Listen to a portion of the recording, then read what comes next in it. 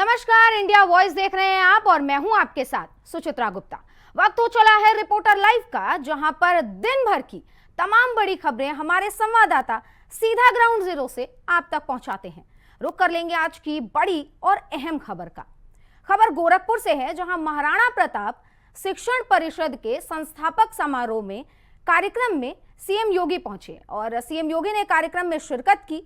इस खबर पर ज्यादा जानकारी दे रहे हैं हमारे संवाददाता अवनीश मणि त्रिपाठी। उत्तर प्रदेश के मुख्यमंत्री सीएम योगी आदित्यनाथ महाराज का गोरखपुर में 2 दिवसीय दौरा। हम आपको बता दें कि आज दौरे का दूसरा दिन था। उत्तर प्रदेश के मुखिया ने जो है सबसे पहले गौ सेवा की, उसके बाद जनता दर्शन लगाया। दूर दराज से आए फरियादियों की फरियाद सुनी। वहीं लगभग जनता दर्शन में 600 से ऊपर फरियादी पहुंचे थे। एक एक करके सभी की फरियाद उत्तर प्रदेश के मुखिया ने सुनी। सबसे अधिक मामले थे ज़मीनी विवाद में आए थे और जो कुछ अन्य मामले आए थे पैसे के अभाव में इलाज न कराने की बात कही।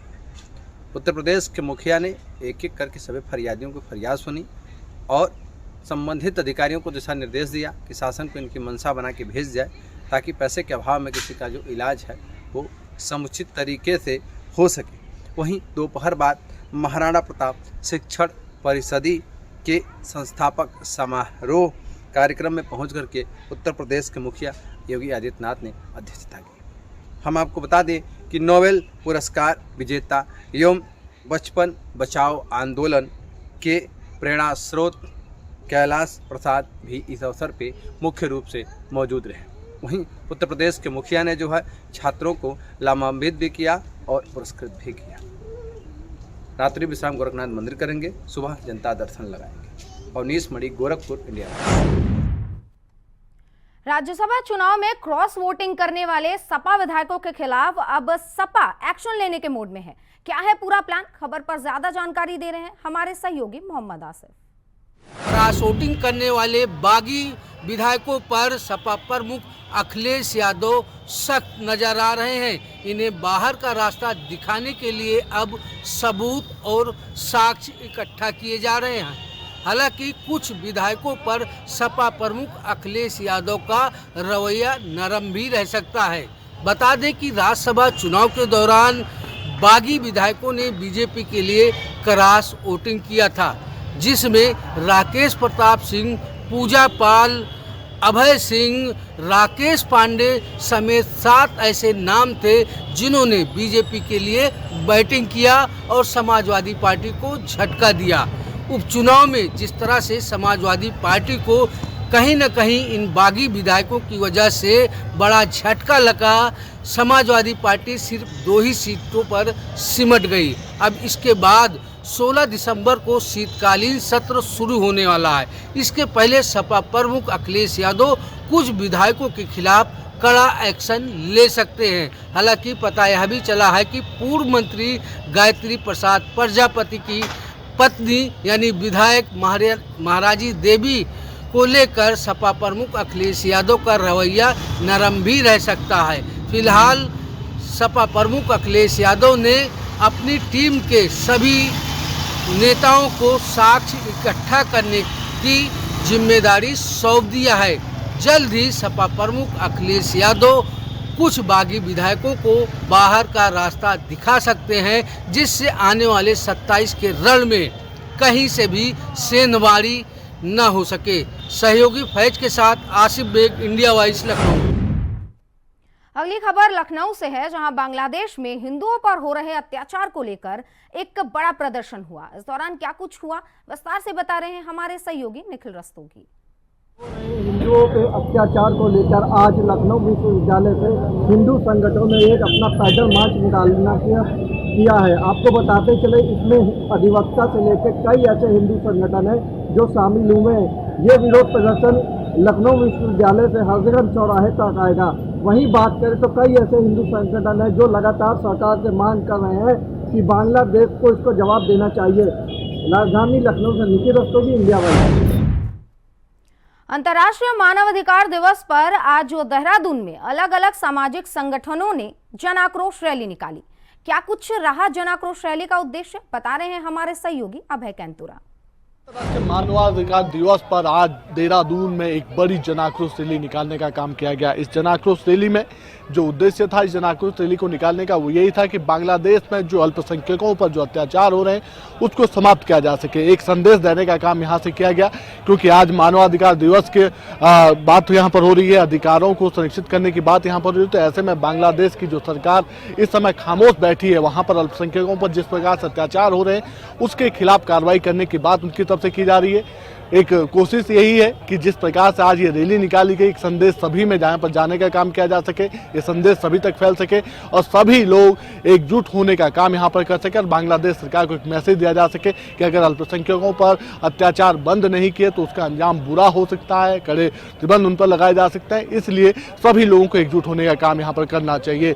संदेश देने का काम किया तो ये समझा जा सकता है कि इस जन आक्रोश रैली का समर्थन देहरादून में व्यापार मंडल ने भी किया। उन्होंने भी 2 घंटे अपनी दुकानें बंद रखने का काम यहाँ पर किया ताकि सभी लोग एकजुटता का संदेश सभी जगह से फैल सके, सभी लोग इस अत्याचार के खिलाफ एकजुट हो सके। अभी ये कहा जा सकता है कि आने वाले दिनों में क्या कुछ बांग्लादेश की सरकार करती है तो वक्त बताएगा, लेकिन सभी हिंदू एकजुट यहाँ पर होने लगे। सभी धर्मों को मानने वाले जो लोग हैं वो भी एकजुटता पे यहाँ पर पिरोते हुए नजर आ रहे हैं। कैमरामैन नासुना चाहता है कैंतुरा, इंडिया वाइस, देहरादून। वहीं उत्तराखंड में मौसम ने करवट ले ली है। आपको बता दें कि इसे लेकर प्रशासन ने क्या कुछ तैयारी की है। ठंड और शीतलहर से असहाय लोगों को बचाने के लिए विस्तार पूर्वक बता रहे हैं हमारे सहयोगी धनराज गर्ग। उत्तराखंड में जैसे जैसे सर्दी का प्रकोप बढ़ता हुआ नजर आ रहा है, वैसे वैसे नगर निगम भी अपनी कमर कसता हुआ नजर आ रहा है, क्योंकि देखिएगा कि सर्दी से बचने के लिए मुख्यमंत्री पुष्कर सिंह धामी ने हाल ही में 1.35 करोड़ का जो बजट जारी किया है, जिससे कहीं ना कहीं सर्दी से लोगों को बचाने के लिए किया गया है। और वहीं अब नगर निगम भी कहीं ना कहीं तैयार हो चुका है, क्योंकि नगर निगम की तरफ से तमाम जो इस तरह के जो व्यस्तम जगह हैं वहाँ पर अलाव जलाने के लिए लकड़ी का प्रबंध किया जा रहा है। उसके साथ ही जो रेन बसेर हैं उनको भी दुरुस्त करने का काम किया जा रहा है, क्योंकि देखा जाता है कि जो सड़क किनारे बसे लोग हैं या फिर कहा जाए कि जो पर्यटक है, क्योंकि उत्तराखंड को एक पर्यटक नगरी कहा जाता है और यहाँ पर लगातार पर्यटक आते हैं और उनको सर्दी से कोई दिक्कत ना हो उनके लिए भी कहीं ना कहीं यहाँ पर इंतजाम नगर निगम के द्वारा पुख्ता किए जाते हैं। वहीं देखिएगा कि रेन बसेरों में भी इस तरह की रुकने की व्यवस्था को दुरुस्त करने के लिए नगर निगम के अधिकारी भी कहीं ना कहीं कमर कस चुके हैं और लगातार जो इस तरह के रेन बसेरे हैं उनको दुरुस्त किया जा रहा है। तमाम रेन बसेरों में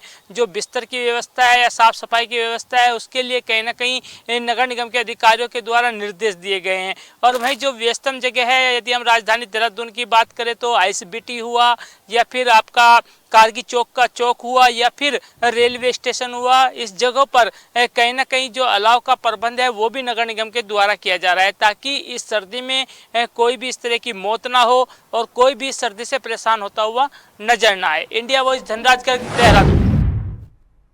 वहीं यूपी में नूरी जामा मस्जिद पर एक बार फिर से योगी सरकार का बुलडोजर चला है। खबर की पड़ताल की है हमारे संवाददाता अमित द्विवेदी ने। फतेहपुर जनपद के जलौली थाना क्षेत्र के अंतर्गत नूरी जामा मस्जिद का कुछ ऐसा एरिया आया जो पीडब्ल्यूडी ने दिखाया कि अतिक्रमण के अंतर्गत रोड में कुछ हिस्सा रोड के चौड़ीकरण आ रहा है। पहले पीडब्ल्यूडी ने उसको नोटिस जारी किया और एडीएम फतेहपुर की अगुवाई में आज पूरे पुलिस व्यवस्था के साथ, जिसमें कि कई 5 सीओ और कई थाना अध्यक्ष और पूरी टीम लगाकर आज ध्वस्तीकरण का कार्य संपन्न हुआ है। वहाँ का माहौल जो है अभी तो सामान्य है, लेकिन तमाम तरीके की अटकलें अब लगाई जा रही हैं और तमाम तरीके की बातें सामने आ रही हैं, लेकिन अभी यथास्थिति बिल्कुल सामान्य है। अगली खबर छत्तीसगढ़ के भिलाई से है, जहां भारी औद्योगिक क्षेत्र में फैक्ट्रियां रेलवे की जमीन पर केमिकल डंप कर रही हैं, जिससे लोगों का जीना मुहाल हो गया है। क्या कुछ है पूरी खबर विस्तार से बता रहे हैं हमारे सहयोगी श्रीकांत दास। के हेवी इंडस्ट्री एरिया खोज में केमिकल फैक्ट्रियों ने अपने केमिकल वेस्ट को खाली पड़े प्लॉट इंडस्ट्री बेल्ट में ही डंप करने का मामला सामने में आया है। आपको बताते चले कि लगभग 2.5-3 महीनों से केमिकल फैक्ट्रियों ने अपना केमिकल का जो वेस्ट होता है उसे खाली पड़े प्लॉटों में रात के 2:30-3 बजे के आसपास डंप कर देते हैं, जिससे आसपास के क्षेत्र में काफी बदबू फैल चुका है। स्थिति तो यहाँ तक है कि आसपास वहां से सड़क से गुजरने वाले लोगों के आंख में जलन का भी शिकायतें मिलने लगी है। स्थिति जब वो भयावह हो गई जब आसपास के फैक्ट्री और रहवासी इलाकों में बोर के पानी में भी केमिकल युक्त पानी निकलने लगा है, जिसे देख करके लोग भयभीत हो गए हैं। आपको पता चले कि केमिकल के जो वेस्ट है उसे फिल्टर करने के लिए उसी केमिकल प्लांट में ही एक अलग सी यूनिट होती है जिसका उपयोग उसे रिसाइकल के लिए किया जाता है, परंतु यहाँ की कुछ केमिकल फैक्ट्रियां अपने केमिकल वेस्ट को खाली पड़े प्लॉटों में डंप कर देती हैं रात के 2:30-3 बजे के आसपास, जिसे लेकर के आसपास के फैक्ट्रियों में काफी आक्रोश देखा गया है। वहीं पे फैक्ट्रियों में काम करने वाले मजदूरों का कहना है कि इस केमिकल युक्त पानी की वजह से जमीन का स्रोत काफी दूषित हो चुका है, जिससे आसपास के बोर में भी केमिकल युक्त पानी आ रहा है। अगर किसी कारण से अगर केमिकल युक्त पानी नहीं आ रहा तो भी उसमें काफी केमिकल की बदबू आ रही है, जिससे पानी पीने और बाकी दैनिक उपयोग की चीजों में काफी दिक्कतें हो रही है। आपको बताते चले कि पर्यावरण विभाग केमिकल फैक्ट्री और बाकी फैक्ट्रियों के पर्यावरण को देखते हुए समय समय पर निरीक्षण करते रहती है, परंतु लगता है कि जिस तरीके से भयावह स्थिति बनी हुई है, पर्यावरण विभाग पूरी तरीके से आंख मूंदे हुए है। मैं श्रीकांत दास, इंडिया वॉइस के लिए भिलाई ग्रुप। यहाँ रुकेंगे एक छोटे से ब्रेक के लिए, जल्द लौटते हैं। ब्रेक के बाद एक बार फिर रुक करेंगे खबरों की ओर। आपको बता दें अगली खबर भी छत्तीसगढ़ से है, जहां बलौदा बाजार पहुंचे मुख्यमंत्री विष्णुदेव साय। आपको बता दें कि बलौदा बाजार को इस दौरान उन्होंने करोड़ों की सौगात दी है। क्या कुछ है विस्तार से खबर बता रहे हैं हमारे सहयोगी प्रदीप महेश्वरी। के मुख्यमंत्री विष्णुदेव साय आज बलौदाबाजार जिले के ग्राम सोनाखान पहुंचे, जहां उन्होंने शहादत दिवस और श्रद्धांजलि शहीद वीर नारायण सिंह को दी। शहीद वीर नारायण सिंह को 1857 की लड़ाई में अंग्रेजों ने रायपुर के जय स्तंभ पर फांसी पर लटका दिया गया था। वे एक आदिवासी नेता थे। यानी आज विष्णुदेव साय ने बलौदाबाजार जिले को बहुत बड़ी सौगात दी। उन्होंने 192 करोड़ से भी अधिक रुपए के भवन का लोकार्पण किया और तथा भूमि पूजन किया। उसके साथ ही उन्होंने बताया कि शहीद वीर नारायण सिंह आदिवासी एक नेता थे और उन्होंने देश की लड़ाई में अपनी जान को निछावर कर दिया। अंग्रेजों ने उन्हें रायपुर के जय स्तंभ पर फांसी पर लटका दिया गया था। शहीद वीर नारायण सिंह के वंशज को उन्होंने सम्मान किया और उन्हें नमन किया। उनकी आज सोनाखान में पहुंचकर उनकी समाधि पर पुष्पांजलि अर्पित की और उन्हें सच्ची श्रद्धांजलि दी। उनके साथ आदिवासी नेता रामविचार नेताम कैबिनेट मंत्री हैं, श्याम बिहारी जायसवाल जो बलौदाबाजार जिले के प्रभारी मंत्री है, और बलौदाबाजार के विधायक और राजस्व मंत्री टंकराम वर्मा ने भी उन्हें श्रद्धांजलि दी। प्रशासन की ओर से व्यापक व्यवस्था की गई थी और उनके वंशजों को सम्मान दिया गया और उन्हें पेंशन 10,000 रुपए प्रति माह पेंशन देने की भी मुख्यमंत्री। अगली खबर गोरखपुर से है, जहां शराब कारोबारी का धंधा धड़ल्ले से चल रहा है। खबर की तफ्तीश की है हमारे संवाददाता अवनीश मौर्य त्रिपाठी ने। गौरी बाजार थाना क्षेत्र में आज जो है ग्रामीणों ने जो है शराब की सूचना मिली कि गौरी बाजार के एक सुनसान इलाके में, ये नहर का क्षेत्र है, बॉर्डर है, बगल से ही कुशीनगर क्षेत्र शुरू हो जाता है। नहर के उस पार जो है गोरखपुर शुरू होता है, यहीं गौरी बाजार है, तो देवरिया ये ज़िला शुरू हो जाता है। जैसा कि आप जान रहे हैं कि आज ग्रामीणों ने जो है लगातार सूचना मिल रही थी कि जो सुनसान जगह पे ये चट्टान है, लगभग हमको लग रहा है 50 एकड़ वीरान एरिया है और बड़े बड़े यहाँ पे मूज लगे हुए हैं, तो यहाँ पे शराब कारोबारियों का जो कारोबार है वो फल फूल रहा है। वहीं स्थानीय लोगों ने जो है लगभग हमको लग रहा है कि 8 से 10 लहन, अब देखिए ये 8 से 10 लहन जो है ये शराब कारोबारी है, ये इनका पकड़ा गया है और पुलिस को भी सूचना दे दिया गया है। अभी पुलिस जो है मौके पे नहीं आई है। हम आपको बता दें कि ये जो शराब कारोबारी है, ये आप देख रहे हैं कि ये कितना वीरान क्षेत्र, कितना ये सुनसान एरिया है कि लोग यहाँ आने से दिन में भयावह खाएंगे, रात की बात छोड़ देंगे। ये लखनऊ में डीजीपी प्रशांत कुमार ने आपात स्थिति और बड़ी वारदात से निपटने के लिए पुलिस अफसरों को निर्देश दिए। क्या कुछ निर्देश दिए हैं बता रहे हैं हमारे संवाददाता मोहम्मद आसिफ। कुमार ने आपातकालीन स्थिति और बड़ी घटनाओं से निपटने के लिए अपने मातहतों को अहम निर्देश दिया है। डीजीपी ने यह निर्देश दिया है कि बड़ी घटनाओं पर सीमाएं जिलों की सील की जाएंगी और साथ ही साथ थाने स्तर पर भी हॉट स्पॉट जगह चिन्हित होगी। बता दें कि इधर भी जिस तरह से कानून व्यवस्था को लेकर और अपराधियों से मुठभेड़ चल रही है, ऐसे में कहीं न कहीं पुलिस कर्मियों को अपनी जान जोखिम में डालना पड़ रहा है और साथ ही साथ बड़ी वारदात होने के बाद पुलिस पर उंगलियां भी खड़ी की जाती हैं। इसको देखते हुए डीजीपी प्रशांत कुमार ने एक अहम और बड़ा निर्देश जारी किया है। डीजीपी ने सभी जिलों के एसपी और डीएम को यह निर्देश दिया है कि आपातकाल और बड़ी घटनाओं पर जिले की सीमाएं सील की जाएं। जौनपुर में अटाला मस्जिद के सर्वे को लेकर सीनियर डिवीजन कोर्ट में आज सुनवाई हुई। इस दौरान कोर्ट ने क्या कुछ कहा है, बता रहे हैं हमारे सहयोगी विवेक कुमार। जौनपुर के अटाला मस्जिद विवाद के मामले में आज जौनपुर अदालत में लगभग 1 घंटे तक सुनवाई चली। सुनवाई के दौरान हिंदू पक्ष के अधिवक्ता ने मस्जिद परिसर के सर्वे कराने की मांग किया। वह हिंदू पक्ष की तरफ से स्वराज वाहिनी एसोसिएशन का जो है दावा है कि मस्जिद जो है मंदिर को तोड़कर मस्जिद बनाया गया है। हालांकि जो है अब अगली तारीख 16 दिसंबर को तय की गई है और 16 दिसंबर के जो है अगली तारीख में ये फैसला लिया जाएगा कि सर्वे के दौरान कौन कौन अधिकारी उपस्थित रहेंगे। हालांकि अब देखने वाली बात होगी, जिस तरह से जो है अदालत में आज 1 घंटे तक जो सुनवाई चली और मुस्लिम पक्ष के अधिवक्ता ने कहा कि मीडिया ट्रायल को बंद कराया जाए। उसके जवाब में हिंदू पक्ष के अधिवक्ता ने कहा कि मीडिया स्वतंत्र है, वो अपने बातों को रख सकती है और लोगों से पूछ सकती है। वह अटाला मस्जिद मंदिर के मामले इन दिनों सुर्खियों में है। अब देखने वाली बात होगी अटाला मंदिर या है या कि मस्जिद, ये तो कोर्ट के फैसले आने के बाद तय होगी। लेकिन मथुरा वृंदावन विकास प्राधिकरण के अधिकारियों ने अवैध निर्माण पर ध्वस्तीकरण की कार्रवाई की, जिससे इलाके में हड़कंप मच गया। खबर पर ज्यादा जानकारी दे रहे हैं हमारे संवाददाता मोहम्मद फारूक। मथुरा वृंदावन विकास प्राधिकरण ने सोमवार को एक बड़ी कार्रवाई करते हुए ध्वस्तीकरण की कार्रवाई की है। उन्होंने रशियन बिल्डिंग के सामने वृंदावन में एक 4000 वर्ग गज में एक कॉलोनी बन रही थी, जो अवैध रूप से बन रही थी। उस अवैध रूप की कॉलोनी को उन्होंने ध्वस्त करने का काम किया है।